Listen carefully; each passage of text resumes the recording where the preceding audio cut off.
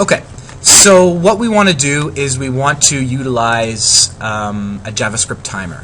Okay, so what we can do is in our ready function, we're going to set a timer that will, let's say, create an alert box every 3 seconds.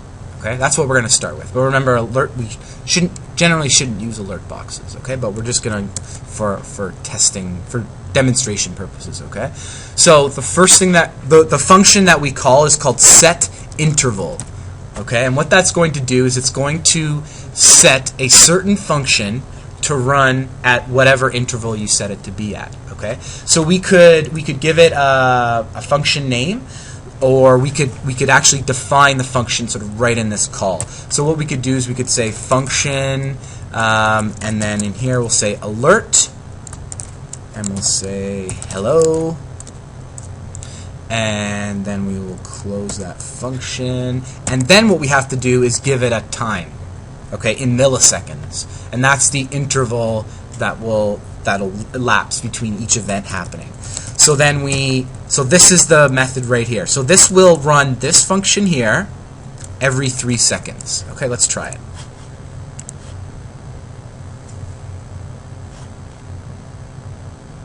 Okay.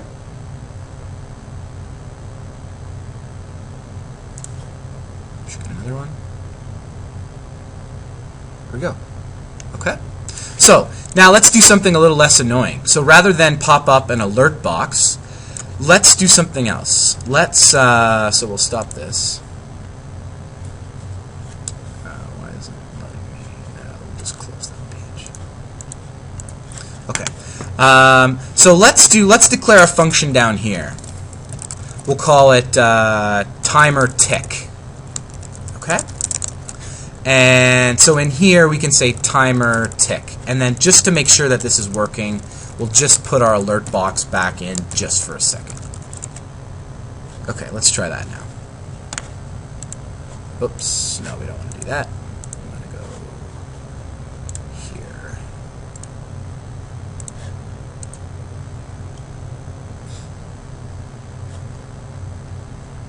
Okay, working.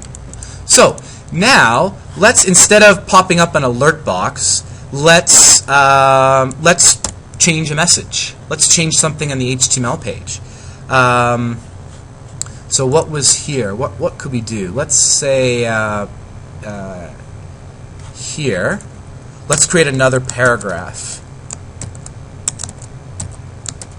Okay, and we'll call this ID equals timer. Okay. And so let's say now we go back here into our method, into our JavaScript function, and we say, so we're going to select that element using jQuery, right? $, quote, quote, and we're going to select on the ID, which was timer, right? And then we're going to use the text function, and then we're going to say, let's just say test. Okay, so let's try it.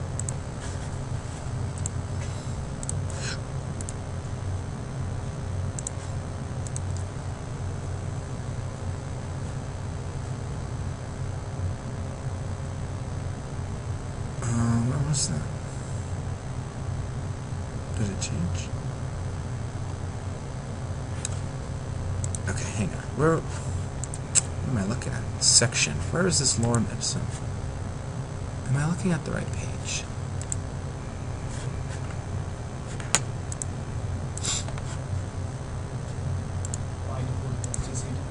Oh, yes. Okay, good call. Where is that? It's somewhere in here? Oh, yes. Okay.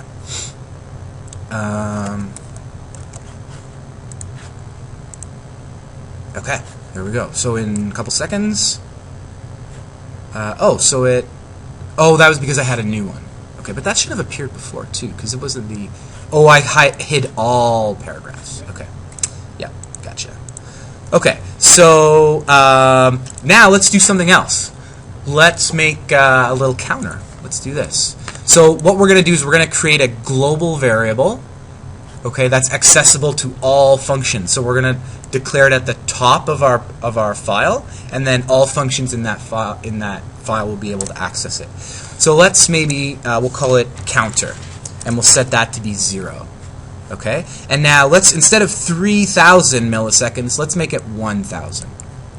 Okay? And now in here, instead of test, let's put in counter, and let's do this. Counter equals counter plus 1. Okay?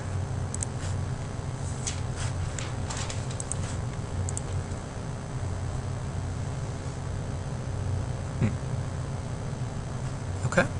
Now let's do it this. How about we shave off a 0 and see what happens.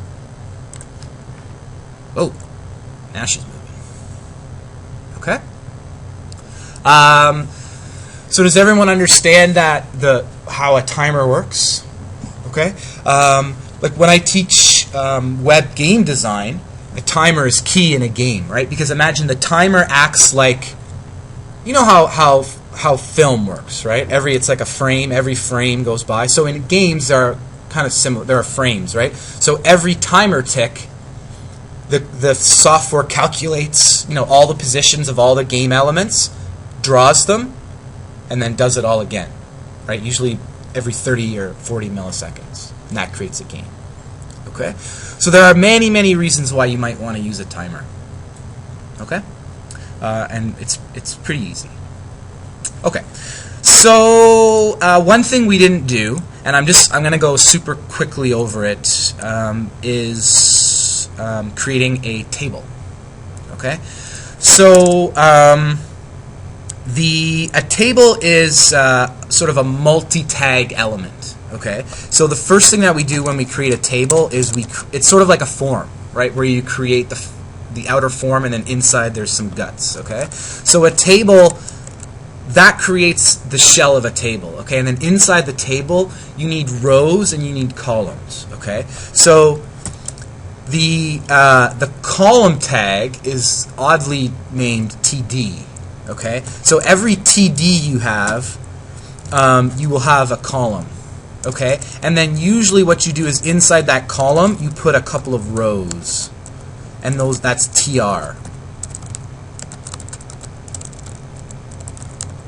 Okay, so if we put stuff here and here, and then I'm going to quickly do this. You should do this in CSS, but I'm just going to quickly do this here, just so we can see the table. Okay, why didn't that work? What am I doing here?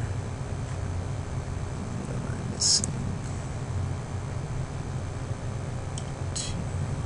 We do it the other way around. Yeah? I don't... Okay, maybe you're right.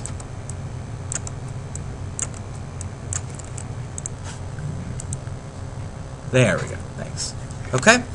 So put the rows first, or the columns first. No, rows first, then you split it up into columns. Okay. So if we wanted another row, we could just copy this whole row. Okay. Now we have another row.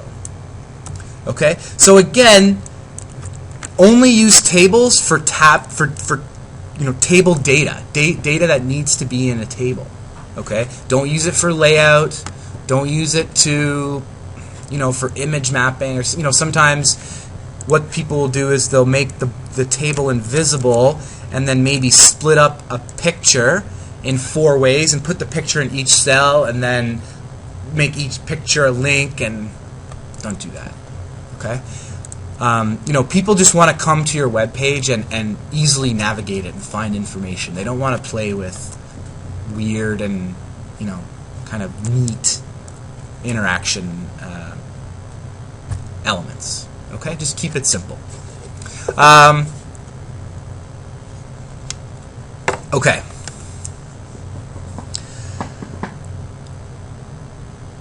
So I think what we're going to do now, I'm going to stop this.